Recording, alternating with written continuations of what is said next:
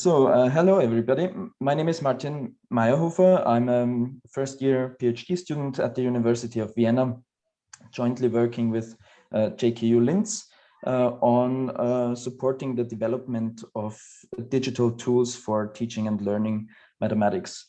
And I would like to present you my concept for my upcoming work, and I'm glad to receive some feedback and questions from your side at the end. So the title of my current work is Developing Personas for a User-Centered Design Process of Educational Technologies, and I will clarify now what is meant by this.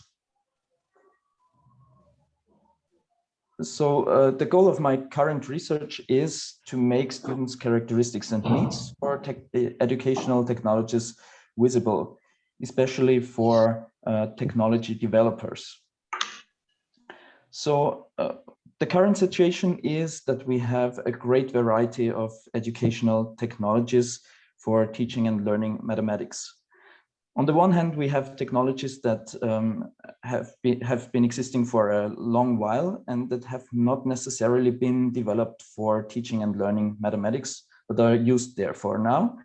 And on the other hand, there are new technologies evolving, like, for example, 3D printing or robotics that have a great potential for teaching and learning mathematics. And what we did so far to display the needs and users, the needs and characteristics of users for the developers of new tools is that we identified characteristics and needs, and we did this together with Robert Weinhandel, Scholt Lavitz, and Tony Houghton from JKU Linz. So basically, we asked teachers to think of typical mathematics students they were teaching and to describe their characteristics and needs. And we received results like they aim at getting good grades, enjoy getting good feedback, and so on. So this could be an example for characteristics of one specific user groups, and we could derive several user groups. What I would like to do now is to ask the pupils themselves about what are their needs concerning using technologies in classrooms. And if we compare these two approaches, on the one hand, we have collected so far data about the target group from other people, from people outside the target group. And I would now like to improve the identified characteristics by asking the target group itself. And I'm expecting also answers from them.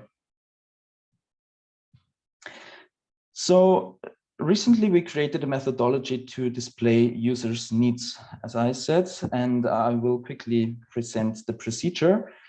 Firstly, we defined the target group of the users of technologies and the target group for our research. And we finally agreed on upper secondary students in Austria. This is interesting because in Austria, the use of technologies is obligatory in upper secondary schools, and therefore technologies play an important role for them, and we made them our target group. We collected statistical and administrative data from national data agencies to get an overview of the target group and read a lot of them in the literature. And so we finally came up with a template, as we can see it here.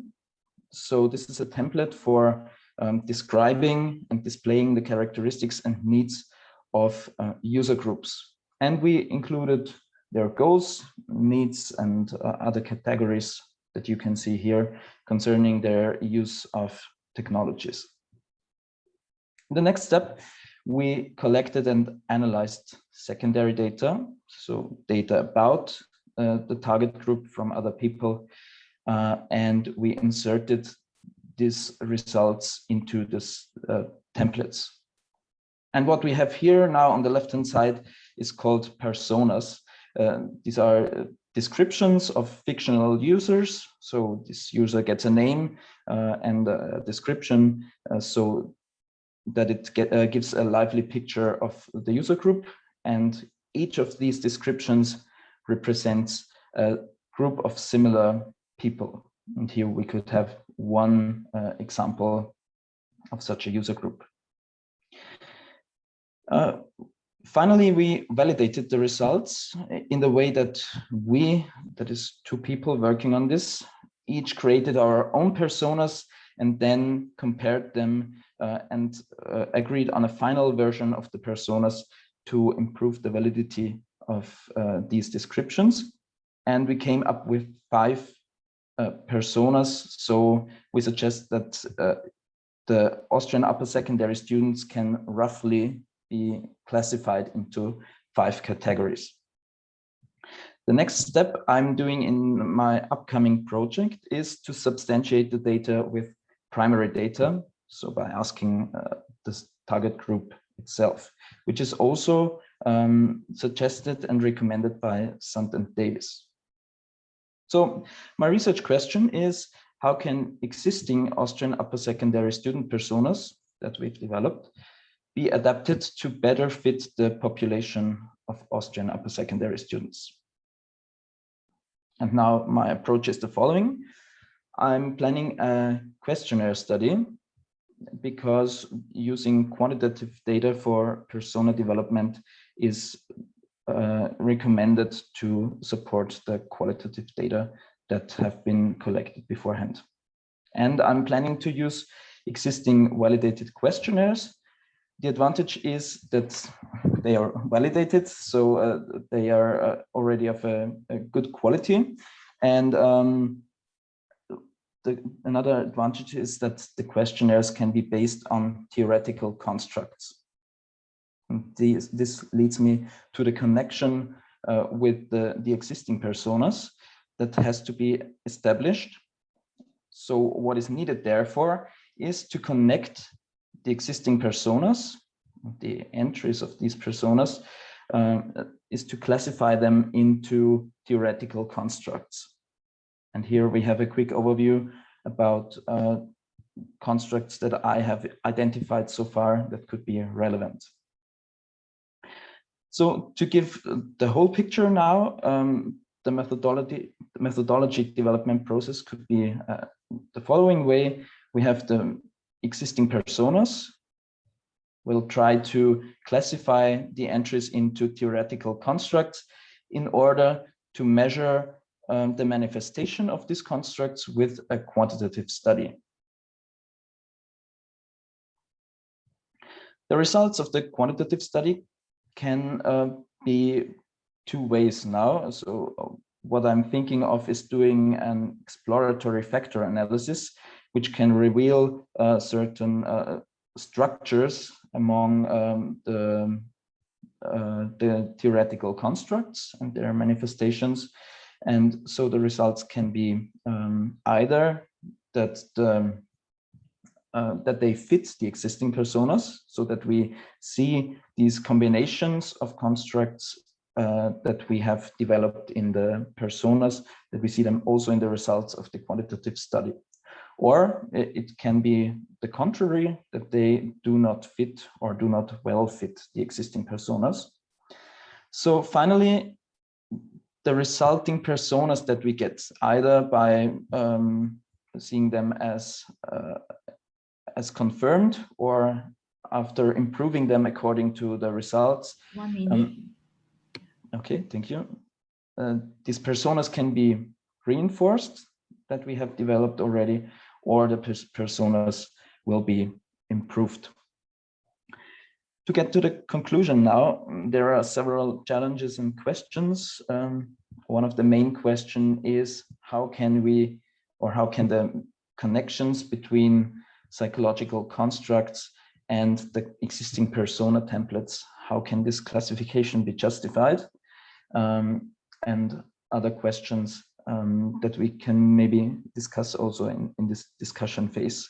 And so I'm happy now to hear your feedback and your questions about my current project. And yeah, I would also like to invite you to contact me if you have any questions or anything to say. Thank you very much.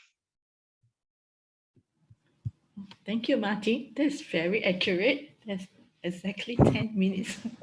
Okay, so do you have any questions for Martin? So if you'd like to ask a question, please say your name and the university that you're coming from and where you're from. Thank you.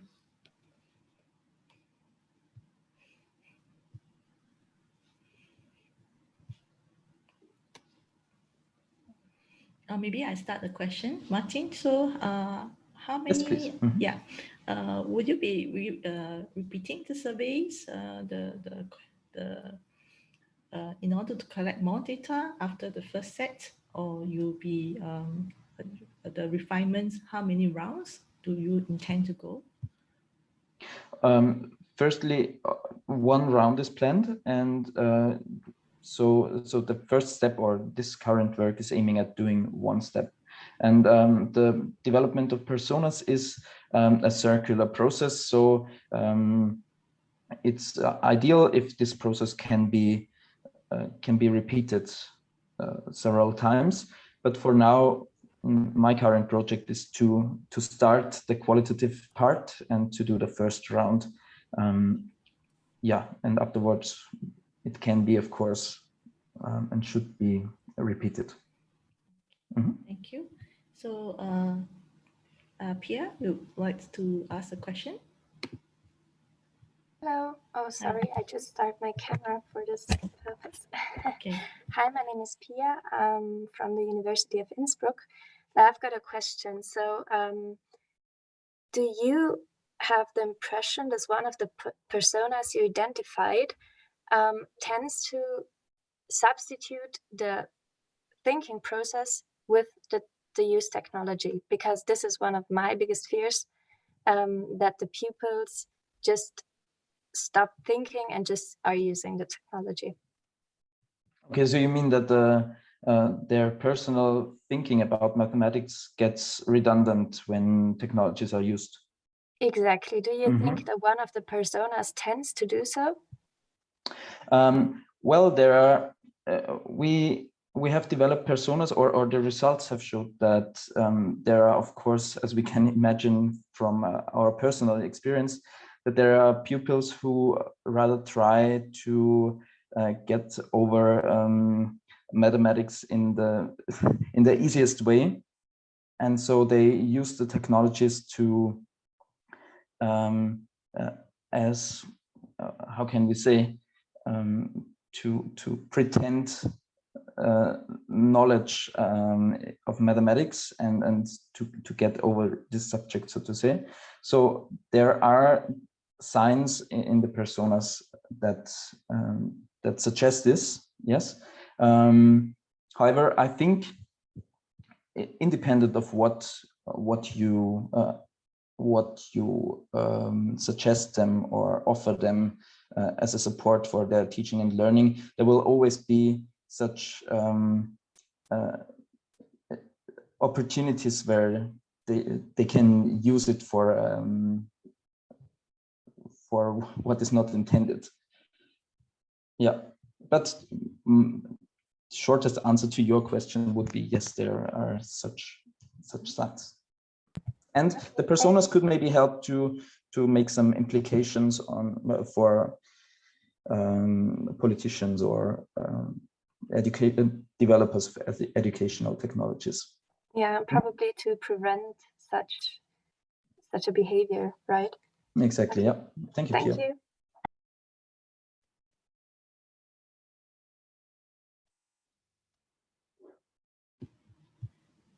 Okay, do you have any more questions for Martin?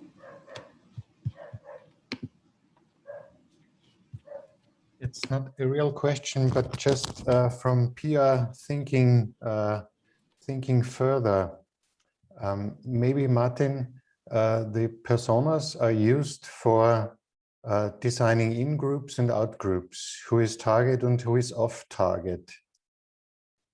If I'm right. I wouldn't say so. It is more like displaying the different kinds of users to develop technologies that pay attention to the different needs of all the people, or hopefully all the people that use this. So the personas are aiming at giving the whole picture in a very concise and lively way, so that they can be taken into consideration by the developers.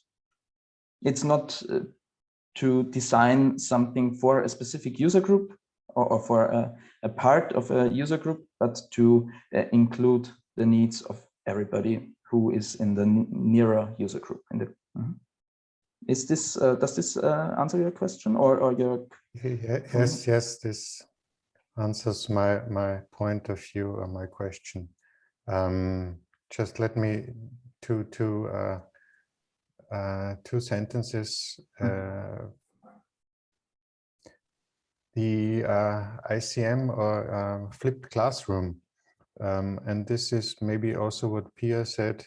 If the use of technology cannot substitute the thinking process, and in flipped classroom you often have the same problem that students are used to not actively view videos and filming sequences.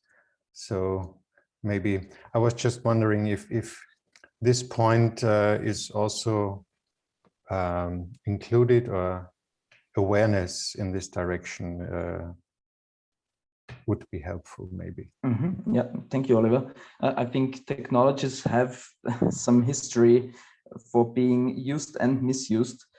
And so maybe personas, as they display the needs of the users, can give some implications for the development of technologies to keep the possibilities for misusing them as few as possible. Yeah. Okay, thank you, Oliver. Okay, thank you, Martin. I think we'll move on to the next presenter. Lucy, okay, are you ready? Are you able to share your screen? I am, yeah. Sorry, one second. Okay, all right. Okay, so we have Lucy for the next presentation. So I will give you a signal at 1 minute, the last 1 minute, to say that before the end of the 10 minutes. Okay. You may begin now, Lucy. Can you see that okay? Yeah, yes. Great, okay. Thank you. Hello, everybody. I'm an hour ahead here, so slightly sleepy, just waking up. And I wanted to talk today about some of the intersectional stuff between mathematics, art, design and creativity. And in 10 minutes, there's not a lot I can talk about. So I'm going to concentrate on showing you some images because that's really the point of what I'm going to talk about today. So just a bit of background, I am working at the University of Cambridge in an organisation called Cambridge Mathematics, and we are designing a framework for mathematics education across the age range 3 to 19 and internationally, and it's designed to be a framework from which one could design or align curriculum, assessment, resources, professional development for teachers, tasks, all those kinds of things. And so in my day job, I use design and images in mathematical thinking all the time. And I'm also a mathematical artist and an artistic mathematician, and those two things aren't particularly different for me, but they are for some people. And so the idea that we can use images for exploring mathematical ideas is very natural to me. It's interesting that it's not natural to lots of people, and there is still some resistance to the idea that mathematics can be creative, but also that we can practice mathematical thinking through the act of looking and just looking at images that may not be inherently mathematical. We might not recognize them as mathematical. So I think there's lots to unpick there. I haven't really gone into the research context of this because there's so much to unpick, but certainly I'm very influenced by people like Peter Liljedahl and Rosa, and lots of people who talk about this idea of divergent thinking in mathematics. And I've written some stuff on this, so I can direct you to more of a research context. But for now, I'm just going to focus on images. So in my day job, I do a great deal of creation of images for all sorts of reasons. I thought I'd try and collect some of the variety here for you. And these are all sorts of purposes, but for example, we have top left is an infographic to talk about the ways in which students learn to count. So this would be aimed at teachers understanding the process of counting and what that looks like in the classroom. Bottom left is a way of visualizing mathematical topics and the way that they're woven together in thematic ways. The middle on the top is a combinatorics multiple representations diagram to look at different structures of combinatorics. The top right is a way of visualizing frequency of chocolate choices that we did some work on. The bottom middle one is something I've done recently, looking at ratio and how that relates to music. And then the bottom right is some stuff about loci and Venn diagrams and the really lovely intersections between those. So in the course of all this work, I find myself thinking, what is the value of an image in mathematical thinking and how can we use them differently? And while I make some quite complex mathematical images and diagrams, actually I quite like to strip it back and just think. And so one of the prompts for this talk was I made an image very quickly on a post-it note for a colleague to explain something. And I found it quite an interesting image and I put it on Twitter and said, what is this? What do you think this is? And I had somewhere in the region of 50 responses, mostly mathematical, not all mathematical, and they were very different. So I'll show you the image and it looks like this. So it was just a series of dots in, you might call it a diagonal line if you're thinking about the way the page is oriented, and they got progressively close together. And I had people saying to me, oh, this is explaining a particular type of motion in physics. Oh, this is about the bouncing of a ball seen from overhead. Oh, this is about, you know, various kind of top down or side views.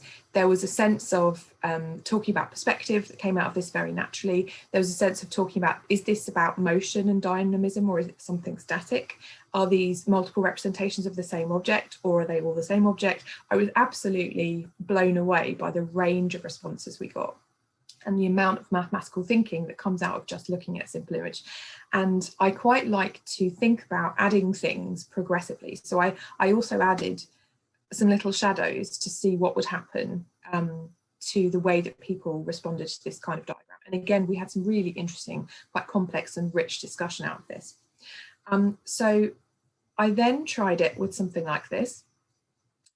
And this one is really interesting to me because, again, we have a sense of dimension that happens here. Some people see this as very flat and two-dimensional, and some people see this as a straightforward representation of choices or relationships. Some people see this as a 3D diagram. And again, I quite like the idea of adding something. Oh, I haven't got that slide. To think about what pushes that into 3D for some people. So then one project that I've been doing is working on creating mathematical art using very simple tools, a ruler or a straight edge, and then a compass. So some things like this, asking what do you see? And this is a construction of a particular shape or tiling. And the addition of something mathematical, something artistic on top of the mathematical structure, something design-wise, so design decision. So what happens now when we start to colour in? What do you start to see? And what does that suggest? And so for me, there's no problem in having these layers of mathematical thinking and also artistic and design thinking all together. That's important to me, and making choices is the kind of underlying theme here. This is a piece that I did recently to explore ideas of enlargement, and again the question what do you see is quite useful as a beginning. Here's another one which was about considering colours, spectrum, but also there's quite a lot here about what's discrete and what's continuous. That was the prompt for a conversation about that. This is a canvas that I actually sawed in half and then dripped some paint down to think about ideas of symmetry, but dynamic symmetry, not just static symmetry. And then I glued it together again. This is quite a complex one. And again, starting to use symmetries, circles, hexes, and it's impossible to construct this kind of mathematical diagram without doing some actually really important maths. thinking about equivalence, isometries.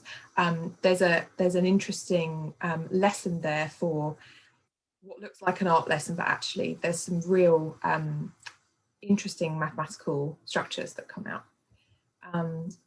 This is again some paint exploring, so again adding colour but also texture. What does that do to the way that you think about mathematics that might be happening here? And I guess exploring the idea of mathematics as interpretation of an image, which is not something we see quite often. And then I quite like the idea of getting these in sort of by the back door sometimes. So even when I'm giving quite a serious research talk, or I'm doing something which is very, very mathematical, I quite like to use some of my designs as a slide background, so that I can start to make some of those links between mathematics, creativity, art and design surreptitiously. Because one of the things that I have found is that people do struggle sometimes to make those connections, particularly mathematicians. And sometimes the visual is the best way to make that connection. You don't even have to say anything, it's just present. And it's present in the background in a way that is, you don't even need to remark upon some of the time. So that was kind of a whistle-stop tour. I have an email address here if you have comments or questions you want to discuss with me.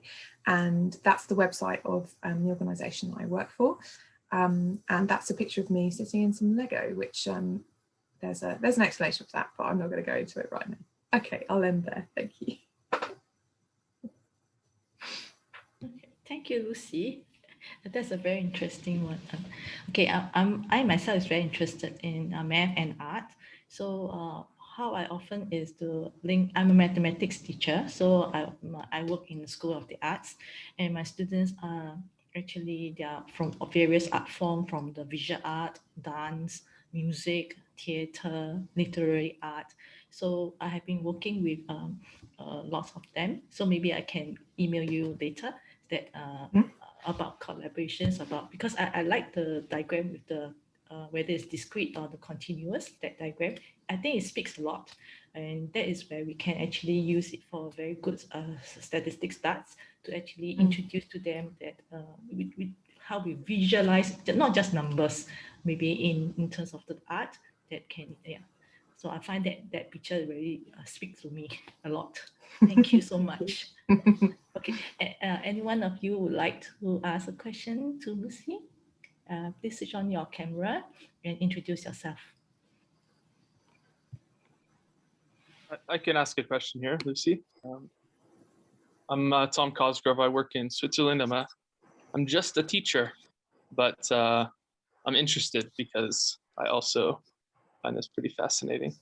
I'm teaching design and technology classes, so I think it fits. I just wondered if you'd explored the link with like computer programming and this.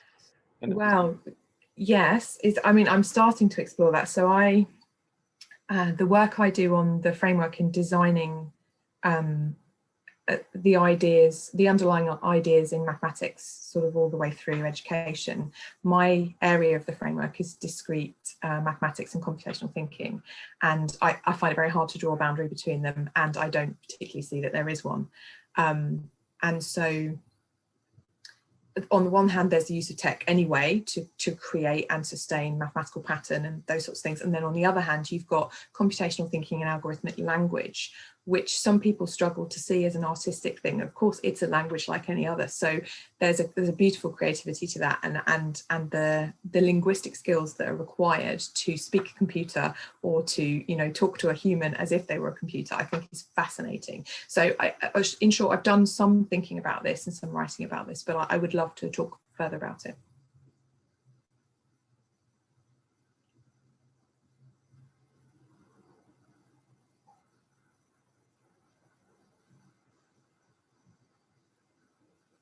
Oh, I think we have another question. Okay, I think Brian has a question. Brian, yeah. I do. Thank you so much. I love art. I'm not an artist, but those don't have to go together.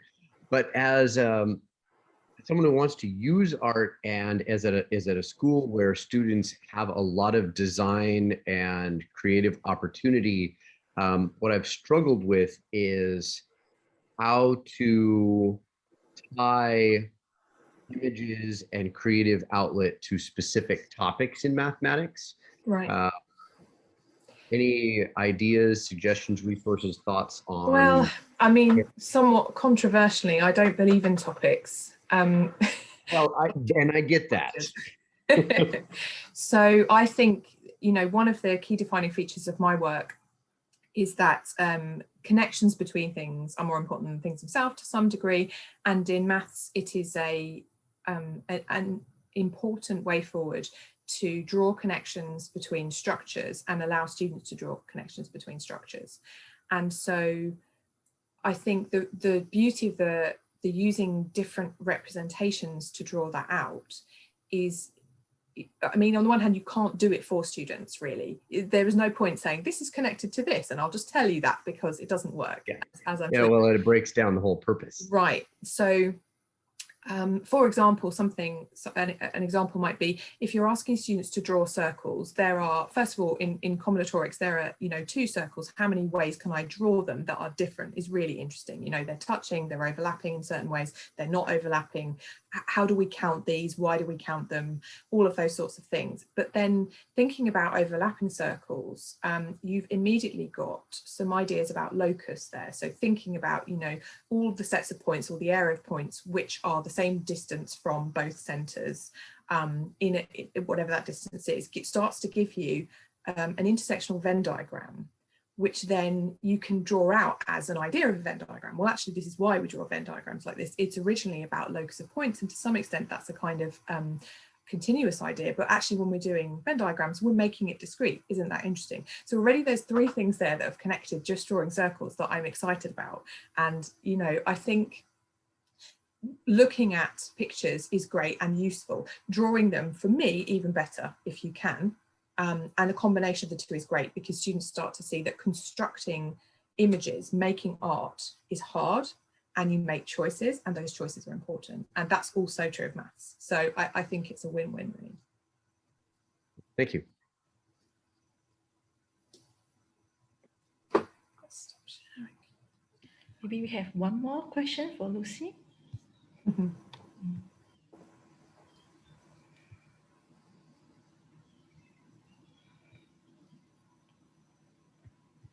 All right, so maybe we'll thank Lucy for the presentation. Thank you so much.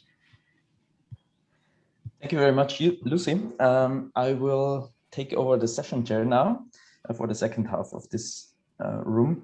And I think we will stick to emphasizing the A in STEAM with Mei's presentation. It will also be related to arts. Mei, are you ready? Yes, okay.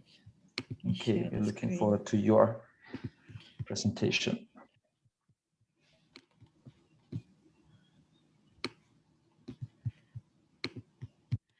Okay. Right, can you all see the screen? Okay. We can see the presenter screen now. Before we could. Oh, okay. All right. Are you able to see the screen? Okay. Now it looks good. Okay, so my topic is about integrating math and music together. So I'm from Singapore. All right, I just joined JKU last semester, and this is my 2nd semester.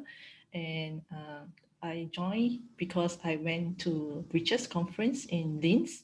Okay, I came to JKU myself 2019 to present a paper about math and art as well. Okay, so today's my presentation is about my research, as I'm just beginning my journey. So it's not cast in stone yet. I'm still changing, because a lot of things that I've been reading, and then it just changed my mind again and again. So, but I'm very firm that I want to do using GeoGebra to integrate math and music, math and art as well. So, okay, so my interest started when I joined this School of the Arts, when I have been a mathematics teacher for 22 years. And when I joined this school, I was all by the students. They are always so creative and divergent in their thinking. And they actually teach me all the arts skills. Okay, I'm the one who teach them the math, but they integrate in their work with the art. So I've been experimenting with them since 7 years ago. So I want to make them improve in their math, and so that they don't, they have motivation, they're engaged in the math lesson through the arts. Because that's where I can, it's like a carrot that, okay, because it's quite difficult to tell them that mathematics is, yeah, it's just about numbers. So I want them to know that there's a connection, to see that knowledge is a whole and it's not in parts, small parts. Math, you learn math, you don't learn math and art together. So that is why my motivations comes in. So my students are from 17 to 18 years old. So, but I'm going to study those that are in the 15 to 17 range. So as Brian asked, whether the topic comes first or not, it's a yes and no. It's because of the experience that I have with my students. I start to experimenting with them in different topics as well. So I started experimenting them with different floor plan, ratios, proportions, etc. So and then now I'm doing trigonometry, quadratic functions, calculus as well. So I'm looking at using GeoGebra as a platform, as a technology tool to actually to integrate and see whether I'm bringing the arts element, and hopefully interview them for qualitative research on, and then code using grounded theories to see what are the emerging theories that I can find from them. I find that my students are the one who keep teaching me a lot of things. So planning to do the study this year. Okay, I tried out a few. Last year I tried out Voronoi diagrams with GeoGebra, and it works well. So I'm now trying to do that's something like my mini pilot. So now this year I'm going to start my research. So we'll refine them and start coding. Okay, so basically I'm using inquiry-based learning to frame how I actually use it.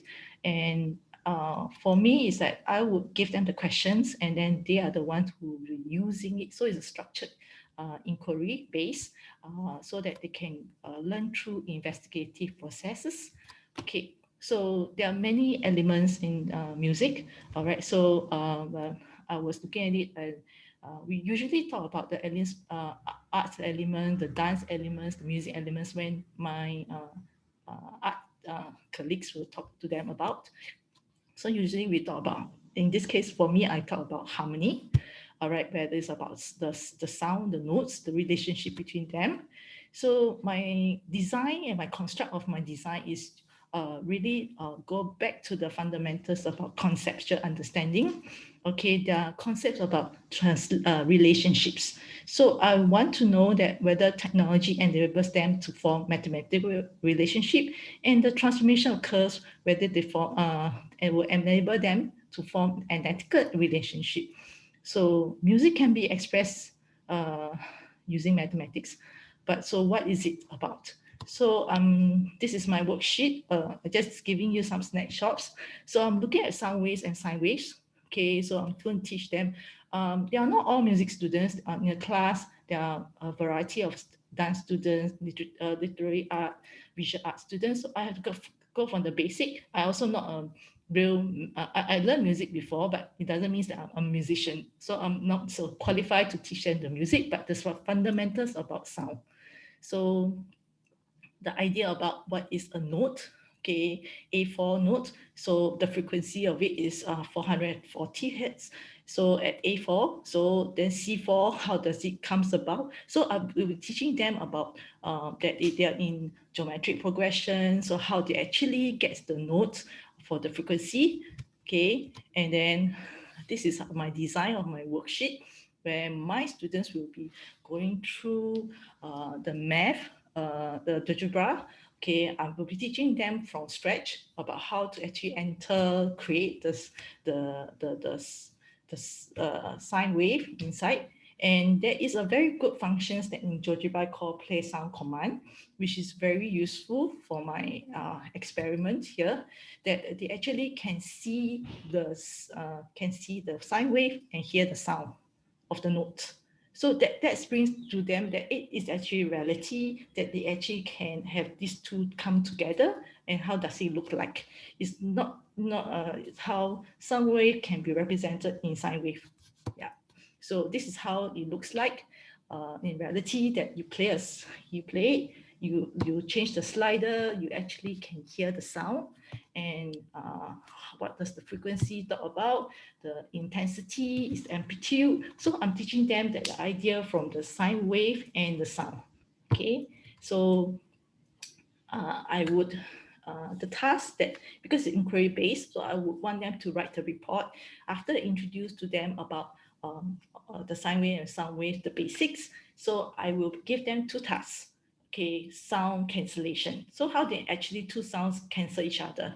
So what would be the effects on the mathematical side on the two sine waves? So they have to talk about it. They have to articulate in writing that what did they find. Okay, how does the two sound cancel to each other? What does it mean? How does you transform the graph? So, and the other class is about creating harmony. So we can play three chords, three sounds together, and to get a note. And this chord can sometimes sound nice, sometimes sounds not nice. Okay, in terms of this consonants and consonants. So so I want them to actually find out the fundamentals of music. Okay, so this is just on the elements of harmony, the sound notes. So that is my preliminary task that I have designed.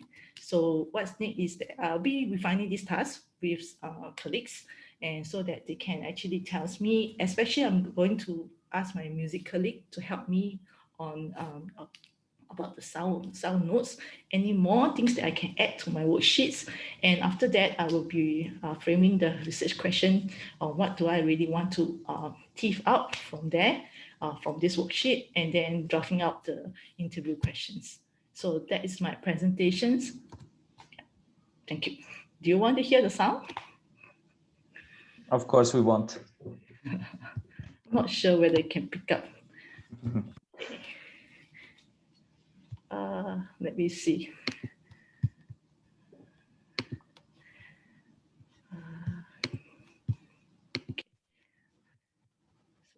Can you all see the screen? We can, yes. I'm not sure whether you can hear the sound. Unfortunately, we can't. You can't hear the sound. Okay. No. All right. So okay, but anyway, I think we got a good impression, and maybe you can share the link if it's publicly accessible. Yes, I can give you the link. Yeah, so you can play with it. Yeah, that's all for my presentation. Thank you. Thank you very much, Oime. Okay, so what are your questions to Oime, please? Marinela, please. Hello, I am teacher on primary education in Romania. I like your presentation, and I wonder if this type of approach could be used or adapted at special children on first level. Dyslexia, dysgraphy children can be somehow adapted this program for this child. I'm not sure, because for me is that this age group is at 15, 16 for my students who actually already know trigonometric graphs. So it is quite advanced, and for them to interpret about the amplitude, the intensity related to the intensity of the sound is something that is very technical at their level. So there are some other GeoGebra applets that's inside GeoGebra, like the mini games that Imran is doing, that they have some other that is more on applets that they can just play it, and then they can ask questions about that. So that might be better for the primary school, because now I'm teaching them all the technicality stuff that is in GeoGebra, that they are the one who create the sound wave, they type in the functions, and they're using it to explain their math. Yeah. Okay, thank you. Okay, thank you, Marinela. Lorena, you have a short remark, please. Yes, thank you. My name is Lorena. I'm from Sweden. I'm half-time PhD student and half-time upper secondary school teacher. And I teach both mathematics, but physics as well. And I think I wonder if you asked your physics teacher's colleagues about your work. Personally, I would be interested to look more careful at your work as a physics teacher. I would be interested in that. And I wonder, of course, did you talk to your colleagues, your physics teacher's colleagues? Not yet, because I actually wanted to have more conversation with the physics teacher. I can see that it can be extended to the STEAM, really science, technology, engineering, math, and art. Yeah, so all can come in. There are also some works inside the GeoGebra website that has a lot of about the spring things that is going on. I did consider about the spring compression to bring it in, but because it's a math lesson, so I want to restrict it so that the students do not want to be a bit more fearful that they don't take physics. So why is it that so many things are integrated into one task? So that is my concern as well. So originally I thought of bringing in the physics part. I did. Yeah. So I understand your point exactly. I was just thinking that for GeoGebra in physics education, it is very, very little research done. Mostly development work, very little empirical. So I think that might be interested in your work and collaboration for a physics teacher. I think so. I mean, if you want to, you can contact me so that I can also contact you so we can collaborate. So because to me, PhD is one part that I will be doing, but I also like to know how to extend it to interdisciplinary type of learning tasks. I like to design more tasks. Yeah, so that is my interest, and I always have time for creating new tasks. Yeah, it excites me. Yeah, it really has a potential. That was my remark. It really has a potential. Yeah, thank you so much. Good luck with your work. Yeah, thank you so much. Thank you, Lorena. Tom, please. Yeah, I'm just going to ask you the same question I asked Lucy. Have you explored anything with computer coding associated with music in this way? Not yet. So I also I'm in another project with my students about augmented reality. So I'm also learning coding with them in that area. So I just started to actually learn on augmented reality coding with Euphoria. Yeah, so hopefully from there I can learn something that I can integrate all this together. Yeah, I find that there's a lot of potential, especially in the AR mode. Yeah, but I'm not proficient in coding yet. No, and I'm okay at coding, but I've explored a bit with one program called Sonic Pi, and Sonic Pi. I'm not good at music either, so I'm trying to put the two together, and it's interesting, and I see a lot of potential, but I just haven't explored it any deeper. But yeah, Sonic Pi is a cool one for students, I think, to do similar stuff. Yeah, so actually there's another one that is the simpler one, is the pencil code. I did try it out to see whether it is it's quite easy to actually for them to create music and and computational thinking. So that one is quite an interesting elementary in terms of coding. Cool. Thank you. And I think there are means to connect also to coding via graphical programming languages. So what I didn't say is I'm also a teacher for secondary schools and computer science. And I think there are, with graphic programming language, it is a really low barrier to connect music and mathematics and coding. So maybe this is also a possible way to connect these fields. And yeah, what we definitely see here is that there is a great potential in connecting these fields, as we've been talking about mathematics, physics, coding, and music in a short time. Okay, great. We'd have some time left for another question. Do you have one more question for Oimei, maybe?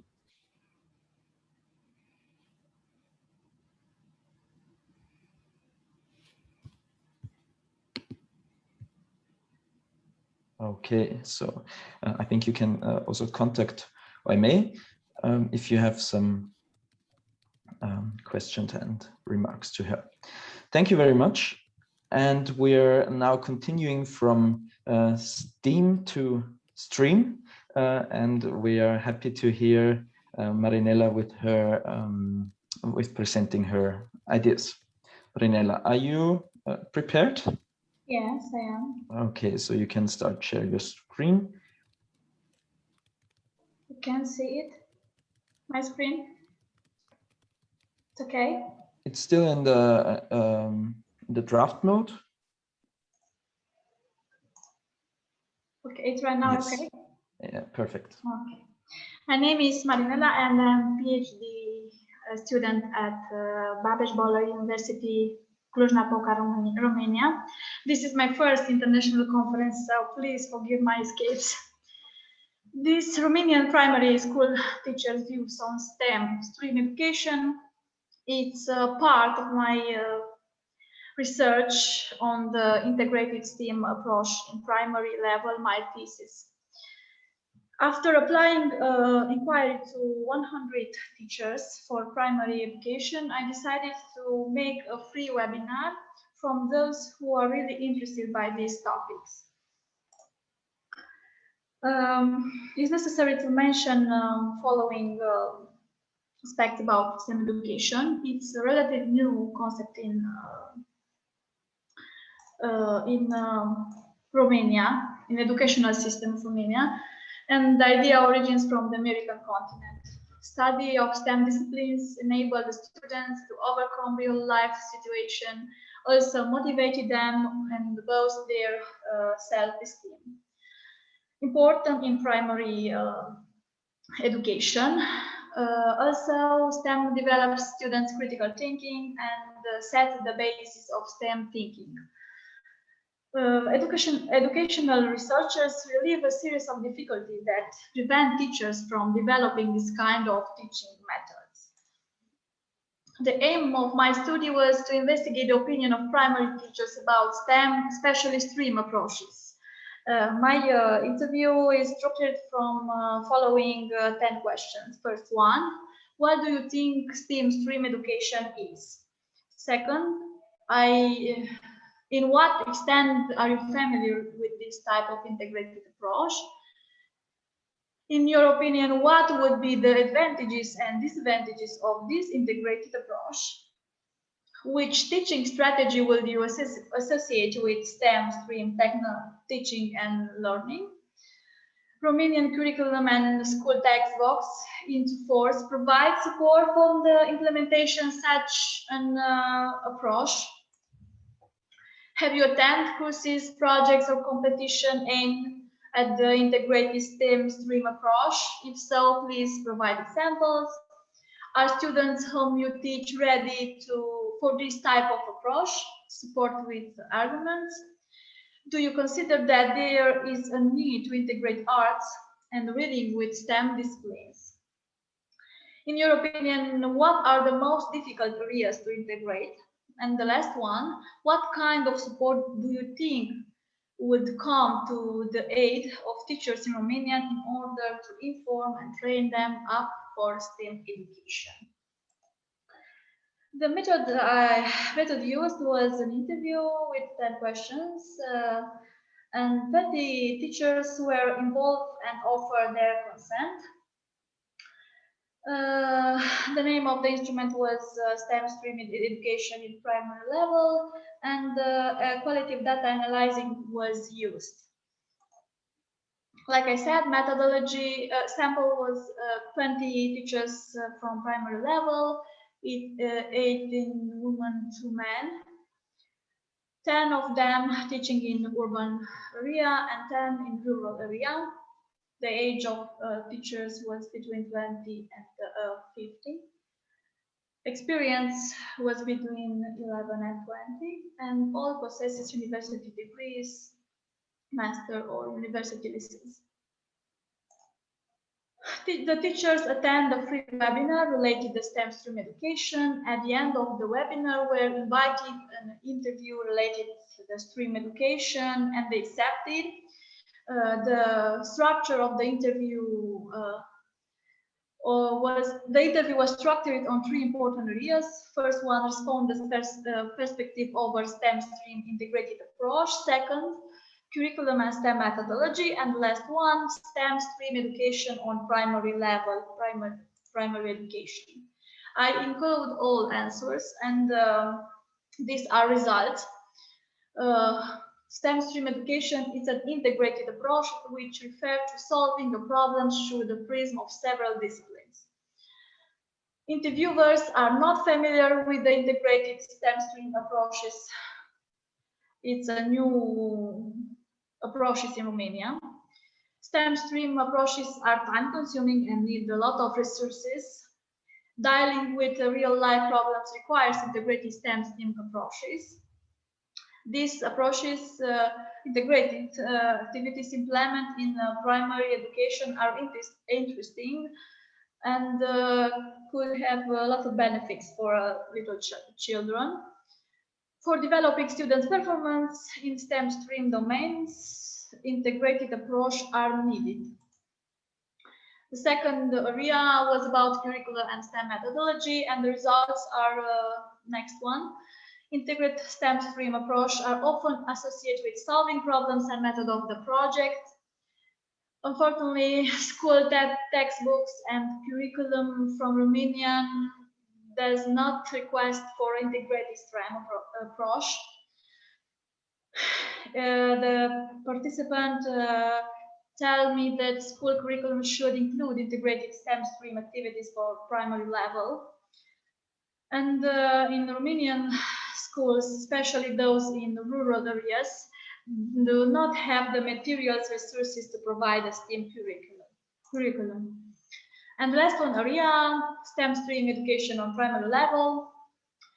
Not all students in the classes of those interviewed are ready to engage efficiently in integrated STEM stream activities. They aren't familiar with this type of approach. Art and reading must be integrated in STEM activities for primary education. Primary school teachers should benefit from dedicated training on integrated STEM or stream activities. In our country, not anyone this type of course or training in this field. Integrated STEM stream approach, especially engineering and technology, are hard to implement in primary education because primary school teachers cannot handle technology and engineering integration. There are 3 important conclusions to mention. First one, the results show that respondents have favorable opinions about STEM stream education due to the knowledge, skills, and behaviors developed by STEM-based approaches. As a result, even if integrated activities are time-consuming and need resources that are not provided by the school curriculum, textbooks, or infrastructure, respondents express that they often do integrated STEM-based activities. And the last one, the importance given to STEM education, but respondents suggest the revision of the school curriculum and the development of a STEM culture at the level of school institution. The following slides present my bibliography. And last but not the least, thank you for your attention. Very good. Thank you, Marinela. Once again, I will ask you for a quick question. I see that our breakout sessions will end in 30 seconds, apparently. Is there a quick question to Marinela?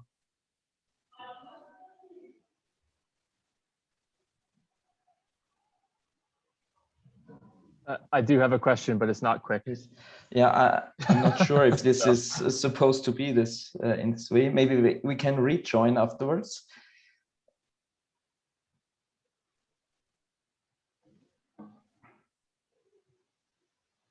Sorry, you can repeat. For discussion. We were in the middle of the discussion. Oh, should we we can. add some time for you? Like we can open the rooms again. That would be great also for us. Yeah, let's do that. Yeah. I will open the rooms again. I'm so sorry.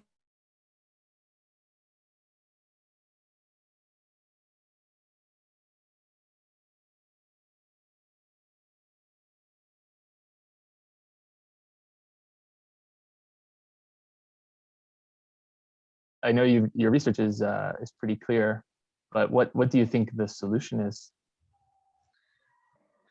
The solution, it's hard in Romania. The solution to this problem is to make training courses with teachers, to learn them that it's important to know how to use cheap resources to make this kind of education. Yes, it's time consuming, it's hard to use, and almost all teachers doesn't have knowledge about technology and engineering, and this discipline must be put in some training courses. Maybe. Yeah, I noticed. Sorry, I noticed the same thing in my own school. Oh my gosh, going to close in a minute. I noticed the same thing in my school, even just with my colleagues, that they struggle to integrate this into their own teaching. And I think, like, how can I, as the STEAM teacher, branch out maybe and collaborate with them? And that's just in my school. I mean, you're trying to tackle the whole country. I wish you luck. It's difficult. Exactly. Yeah. It's important to be collaborative with between colleagues, but here it's not like this, unfortunately. Yeah, I've also wondered maybe about like a learning coach kind of model. This is a thing in the United States, that people are designated as a learning coach and they bring that knowledge around to other teachers. I don't know if it's a solution, but it's one idea maybe. Thank you. Yeah, I'm afraid we are disappearing. Let's see what happens.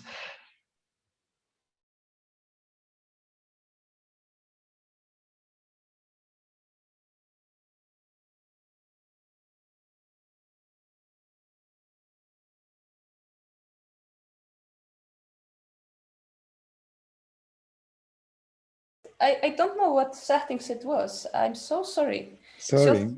It is again saying this time there was a timer, which is also nice. It was a 1 minute timer.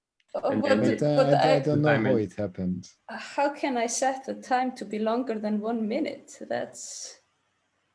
So.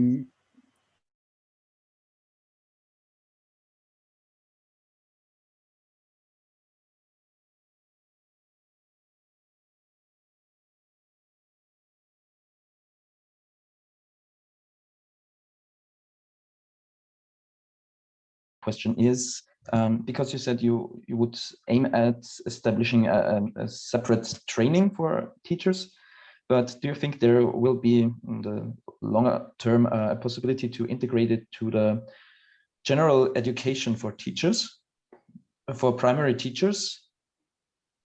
Or does it seem to make sense to integrate it in general?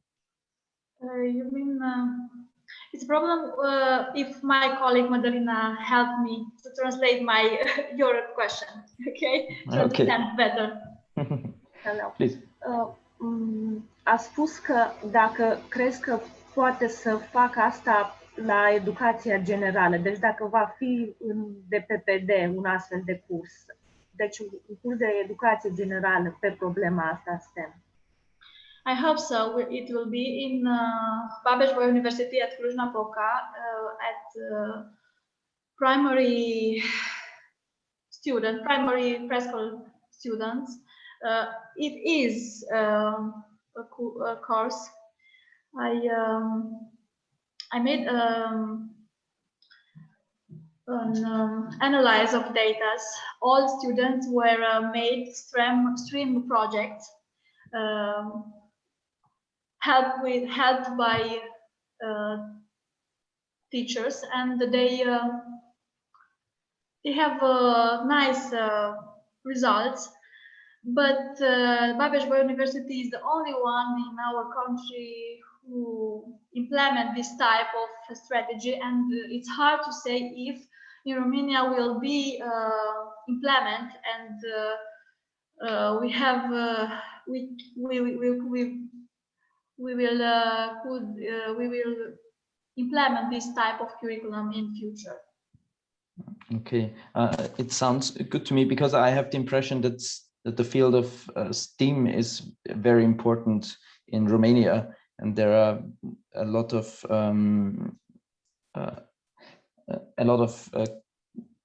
programmers and people working in the field of STEM that come from Romania. So I think that your country is already advanced.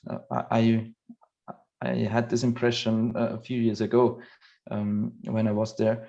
So maybe even in Romania, maybe it could be one of the first ones to integrate this into the education for primary teachers. Let's see, but it sounds good. Okay, is there another question for Marinela?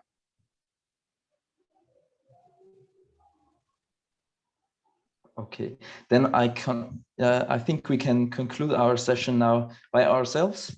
And yeah, thank you for all the people who presented. We'll see each other in the main session. Thank you very much.